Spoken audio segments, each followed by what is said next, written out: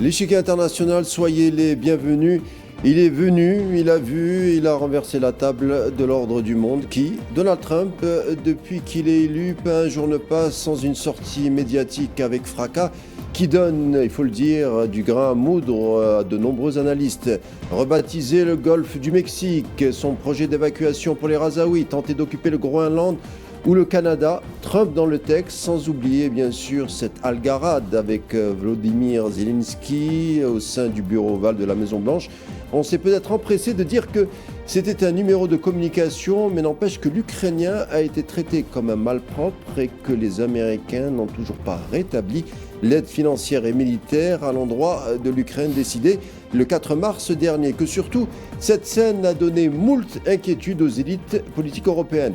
Cynique, dictateur, maximaliste dans sa manière de négocier, tel est le tollé contre le président américain qu'on a pu lire dans certains canards occidentaux. Qu'en est-il réellement? Est-ce que le retour à la réelle politique, comme on a pu le voir avec la Russie, est une réalité? Est-ce que Trump est une sorte d'ovni dans l'histoire politique américaine ou au contraire, il s'appuie sur un corpus d'idées bien établies? Autant de questions qu'on tentera d'analyser ce soir avec vous. À tout de suite.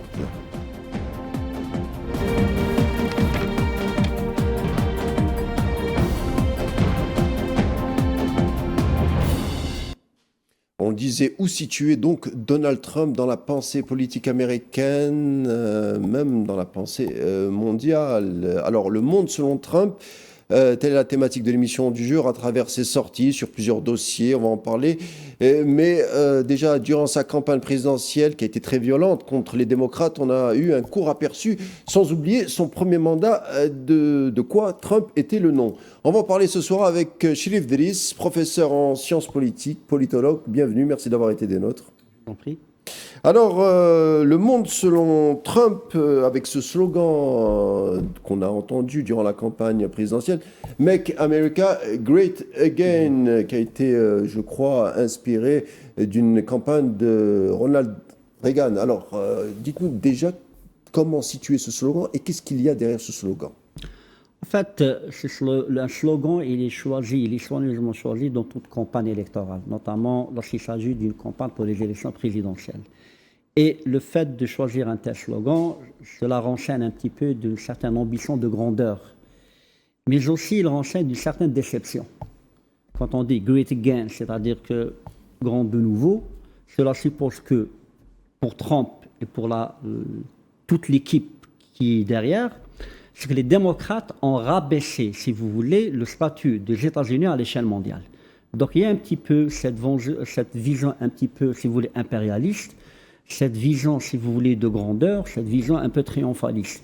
Donc ce slogan un petit peu, il est voulu comme un message à l'international, à la communauté internationale, de dire que les États-Unis entendent exercer son rôle de leader sur la scène internationale, le leader du monde, mais aussi un message en interne adressé à ses détracteurs, notamment au Parti démocrate, même certains détracteurs au sein des partis républicains, qu'en fin de compte, les présidents qui se sont succédés, notamment les démocrates, ont la responsabilité d'avoir dégradé le statut des États-Unis sur la scène internationale au point que ce pays n'est pas respecté par ses rivaux. Pardonnez-moi, Cherif Driss, Make America Great Again, ça renvoie aussi au-delà à un passé révolu, une espèce de passé d'âge d'or américain auquel Trump voudrait renouer en même temps.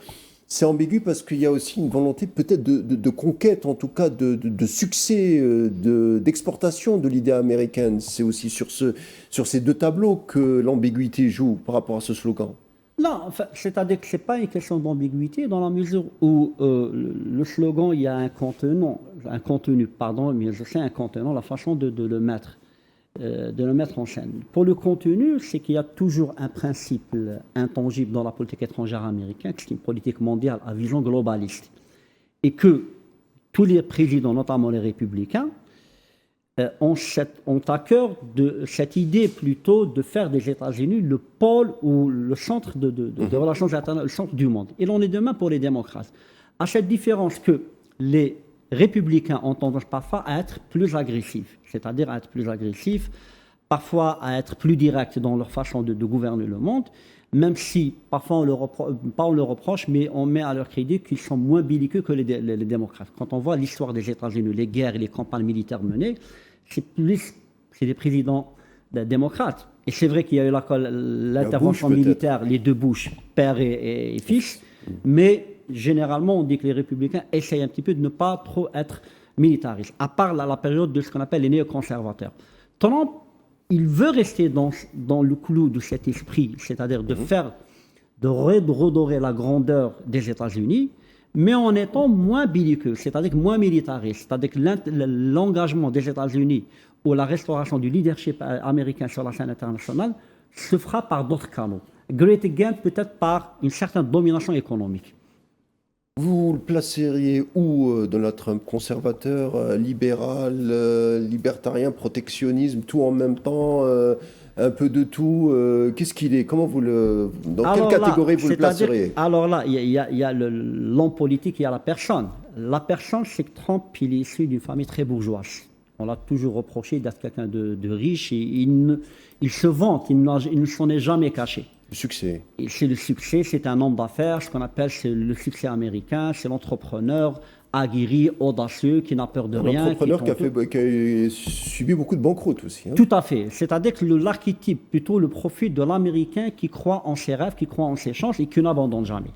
Mais sur le plan politique, c'est que Trump, il est proche plus du Parti républicain parce qu'il croit dans certaines traditions conservatrices. La notion de la famille, certains codes sociétales qui sont très importants. La famille, la place de l'homme et la place de la femme. Alors qu'il vient de New York. Hein, il s'est présenté dans la liste des démocrates il y a quelques années. Oui, c'est la bourgeoisie new-yorkaise. Mais le Trump, la personne souffre d'un certain complexe, c'est qu'il a toujours été rejeté par l'élite politique et intellectuelle.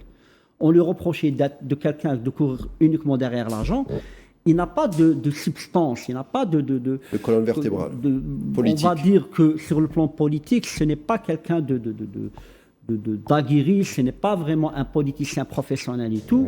Il n'a pas de projet. Le seul projet, c'est de faire de l'argent. Donc, on lui a reproché beaucoup ça. À un moment donné, c'était le dédain et le mépris à son égard, même s'il se présente comme quelqu'un de riche qui a financé beaucoup de campagnes électorales. Donc là, il est un petit peu, il se voit maintenant du côté des républicains, et notamment la frange la plus conservatrice dans le parti républicain, c'est la frange un petit peu évangéliste, c'est un petit peu religieuse, qui rejette par exemple certaines pratiques comme l'homosexualité, le transgenre, le wokisme et tout. Donc il se présente comme étant quelqu'un de conformiste par rapport à la tradition conservatrice républicaine, mais non conformiste par rapport à ce qu'on appelle la pensée politique dominante, à savoir la pensée par l'élite. Lui, il se présente comme le candidat du peuple, comme le candidat populaire, et qui est le candidat qui est contre l'élitisme imposé par ce qu'on appelle l'élite de la côte Est. Et finalement, ça a marché. Ça lui a permis d'engranger des succès pour un premier mandat et un deuxième mandat. C'est ça qui a plu. Ça Tout à fait. Alors, allez-y, vous Oui, non, parce que ça se fait à tel enchaîne qu'à la différence de 2016, c'est que là, Trump a remporté le vote populaire. Or qu'en 2016, c'est Hillary Clinton qui a remonté le vote populaire et Trump a remonté le grand électeur. Là, en 2024, il a remporté les deux. Ça dénote en soi une lame de fond sociale, ce n'est pas ce qu'on appelle une polarisation politique en soi, ce n'est pas le résultat en lui-même électoral. Il a une déclinaison politique, certes, mais il a une déclinaison sociale, à savoir qu'il y a une évolution sociale. C'est la montée de ce qu'on appelle des valeurs de droite, et aller vers ce qu'on appelle le populisme, la droite populiste, et aller vers la classe moyenne. Trump, dans sa campagne électorale, il a su adopter le langage que l'Américain moyen, qui souffre, ce qu'on appelle, qui regarde plus le frigo qu'autre chose. Donc il a su parler, et la prouesse, si je peux dire, c'est que pour un homme d'affaires, pour quelqu'un qui est issu d'une famille très riche, d'une sphère qui a baigné dans le monde des affaires et de l'argent, il est accepté, adoubé par la frange moyenne de la société américaine. Ce qui est en soi une prouesse électorale. Alors le programme économique de Trump, on va dire un petit mot qui se concentre sur le libre-échange, mais en même temps un peu de protectionnisme avec une relance industrielle, la lutte contre l'immigration. Il y a aussi tout ça derrière le fameux Make America Great Again. Déjà lors de son premier mandat, on a vu ces thématiques être défendues. C'est aussi également une forme de slogan à l'endroit de ses rivaux, en interne, vous l'avez dit, mais également à l'endroit de la Chine, de la Russie peut-être, et même des Européens. Trump, pour lui, il essaie un petit peu d'être conséquent avec lui-même. Il a certes le slogan. On dit généralement dans la pratique politique, notamment dans un président, il y a ce qu'on appelle le temps électoral et le temps politique lent.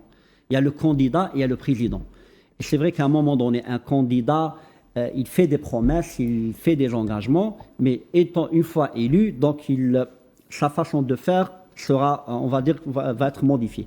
Mais pour lui, le fond de la pensée, plutôt, le fond de son équipe, et plutôt la sphère dont il est issu, c'est que le seul moyen actuellement pour restaurer la grandeur des États-Unis, c'est de moins s'investir dans les guerres et faire plus d'argent d'économie.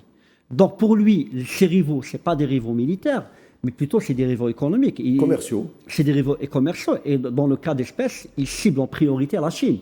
Pour lui, si les Américains ne trouvent pas d'emploi, si les entreprises américaines n'arrivent pas à rivaliser et n'arrivent pas à trouver des marchés, c'est à cause, prioritairement de la Chine, des Chinois et aussi des Européens qui profitent des largesses et des Américains et qui profitent du parapluie militaire américain. Alors en termes politiques, en termes d'idées politiques dans l'histoire américaine, dans les années 90, on a vu les deux partis démocrates et républicains adopter ce qu'on appelle l'universalisme américain. L'universalisme dans le sens américain, c'est-à-dire imposer une idée universelle, c'est-à-dire parfois imposer une démocratie même avec un peu de violence ou un peu de contrainte. Même Obama s'est enfoncé dans cette brèche avec des guerres de basse intensité. Trump, on voit, c'est un peu une exception puisque lui, il n'opte pas pour ce levier-là de puissance, mais sur le levier de puissance commerciale, il a critiqué lui-même les menées guerrières ou militaires à la fois des démocrates et des républicains de jadis. Tout à fait. Lui, il essaie de se démarquer de ce que ses prédécesseurs ont fait. Il essaie un petit peu de marquer l'histoire, de graver son nom sur du marbre en étant le président le moins guerrier, le moins belliqueux dans l'histoire des États-Unis. D'ailleurs, il a dit tout bonnement, c'est que si les États-Unis avaient épargné les milliards, les centaines de milliards de guerres à aider l'Ukraine, ou plutôt à se lancer dans certaines expéditions guerrières au Moyen-Orient, tout cet argent aurait servi pour relancer l'économie, créer de l'emploi et favoriser la relance économique. Donc lui, il est un petit peu conséquent avec sa façon de faire. D'ailleurs, pendant la campagne électorale, l'un de ses engagements phares, c'est de dire, il a dit, je mettrai un terme à la guerre en Ukraine et je mettrai un terme à ce qu'il appelle, entre guillemets, la guerre entre Israël et Hamas. Tout le monde sait que c'est une agression, c'est un génocide qui a été pratiqué par les Israéliens à l'encontre des Palestiniens à Gaza. Donc lui, il a fait ce qu'on appelle l'arrêt de ces guerres, l'arrêt de ces expéditions, parce que pour lui, ça coûte beaucoup d'argent pour le contribuable américain. Donc, ces centaines de milliards, il vaut mieux les utiliser pour relancer l'entreprise, pour créer des emplois. Donc, il essaie un petit peu de se démarquer en étant un président entrepreneur et non un président belliqueux et guerrier. Vous qui êtes observateur, qu'est-ce que vous pensez du duo Trump-Musk? On voit, Trump a mis l'accent sur la liberté, la liberté d'entreprendre. Quand on voit Musk devant lui, c'est pas un paradoxe de voir, je sais pas, je vous pose la question, quelqu'un peut-être qui se soumet aux GAFAM, ces grosses entreprises surpuissantes qui sont en train de peut-être s'investir ou se mêler d'affaires intérieures politiques de plusieurs pays, notamment en période électorale. En fait, il faut savoir que dans l'histoire des États-Unis, il y a eu des présidents où ils ont fait appel à des personnalités issues du monde des affaires et des finances pour leur confier des responsabilités. Mais là, on parle d'un Musk qui est parfois puissant que certains États. Justement. C'est-à-dire que là, on est un petit peu à un palier un peu plus avancé. C'est faire de l'homme le plus riche au monde, avec une richesse qui dépasse les 360 milliards de dollars, ce qui n'est pas rien, ça équivaut au PIB de certains pays. Mais là, le problème, c'est qu'en lui confiant l'une des missions les plus délicates, à savoir pour lui réduire la voilure un petit peu les dépenses de l'État, parce qu'il considère que l'État américain est un État dépensier et un État qui crée des emplois qui ne servent à rien. Donc, qui est le plus indiqué pour faire ce travail? c'est un homme d'affaires, en l'occurrence Elon Musk. Donc, on lui a confié la mission de gérer un organisme, de chapeauter un organisme, où il a commencé à faire des coupes drastiques dans certains secteurs, même des secteurs de sécurité, comme les services de renseignement matériel, le FBI, l'éducation, l'université, la santé, même la police. Pratiquement aucun secteur n'y échappe. À cette différence maintenant, c'est qu'avec Musk, c'est une façon de faire. Certains soupçonnent que Trump est sous l'influence de Musk. La question lui a été posée dans un débat télévisé. Carrément, est-ce que vous êtes en prenant une chance à la dérision pour démentir cette affirmation? Mais le fait est que la présence de Trump, qui est ce qu'on appelle le symbole de la nouvelle richesse, ce qu'on appelle la richesse technologique, ce qu'on appelle le symbole de la nouvelle oligarchie, dirigeant de Starlink. Voilà, la nouvelle oligarchie qui est issue du monde du numérique et de la technologie, elle inquiète aussi bien à travers le monde, mais aussi aux États-Unis. Car ils pensent qu'avec Trump, on va assister à une autre façon de faire de la politique. On va assister à un président entrepreneur qui est quelque part le PDG d'une entreprise, mais qui est sous la surveillance d'un conseil d'administration. Donc ce n'est pas un président politique. Car les présidents américains, auparavant démocrates ou républicains, c'était des présidents issus qui ont fait leur socialisation dans le parti républicain, qui ont baigné dans la sphère politique, ils savent un petit peu la part d'échange entre la pratique du pouvoir et la pratique de l'État. Ils connaissent l'appareil aussi. Ils connaissent les appareils et tout, ils connaissent les limites à ne pas dépasser, mais aussi, et très important, ce qui est fondamental, la distance à tenir avec le monde des affaires, le monde de l'argent. Ils n'ont par le passé fait appel à des hommes d'affaires, ils ont fait appel à en leur confiant des postes très importants dans l'administration, voire même d'ambassadeurs. Mais là, avec Trump, on assiste un petit peu à une certaine rupture, à une certaine rupture dans la façon de pratiquer le pouvoir. Donc, un petit peu, ce n'est pas la banalisation, mais aussi de dire finalement, on est en fait d'un président à la fois dépolitisé, un président entrepreneur, et qui n'a pas de complexe un petit peu de... On dépasse les vieux schémas. On dépasse les vieux schémas. Bien sûr, on dépasse les vieux schémas avec la présence de Trump dans l'administration de Elon Musk dans l'administration de Trump. Alors, durant la campagne, Donald Trump a rendu hommage à deux présidents américains passés. On a Thomas Jefferson, qui est un peu le père du populisme américain. Il y avait McKinley, qui est un peu le libéral. Enfin, il l'a présenté comme étant l'homme qui a enrichi les Américains. Et puis, il y a un président qui s'appelle Monroe, dont on a tiré la doctrine Monroe. Oui. Alors, la doctrine Monroe, c'est quoi? Ça consiste à dire que certains, simplement, à dire que l'Amérique aux Américains. L'Amérique aux Américains, mais certains territoires faisaient partie de la chasse gardée américaine. Oui. Et j'en viens à cette question du Groenland ou du Canada avec les sorties de Trump qui a dit tout bonnement qu'il comptait ou qu'il caressait l'idée d'occuper ces territoires. Qu'est-ce que vous en pensez? C'est de la communication, c'est de la provocation. Oui, c'est une très bonne question. Jusqu'à présent, on se pose la question, est-ce que Trump, il est sincère, il est conséquent avec lui-même en disant que à partir de maintenant, je vais reconquérir le Groenland, le golfe du Mexique portera un nom différent, c'est lui, le golfe d'Amérique. D'Amérique, oui. Et même le Canada fera partie des États-Unis. Alors expliquez-nous.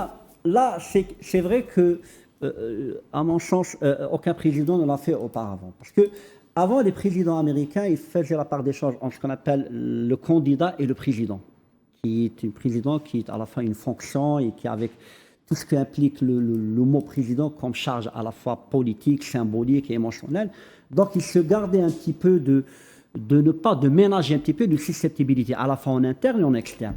Là, Trump, il n'est pas de cette Trump, si je puis dire, on joue un petit peu sur les mots. Donc, il essaie un petit peu d'être provocateur et de voir un petit peu jusqu'où, peut-être comme hypothèse de travail, peut-être qu'il fait dans la provocation surenchère pour obliger les autres à faire plus de concessions. Parce que chacun sait qu'il est impensable et inimaginable que maintenant le Canada puisse être rattaché, que les Canadiens acceptent d'être un petit peu le 51e État des États-Unis.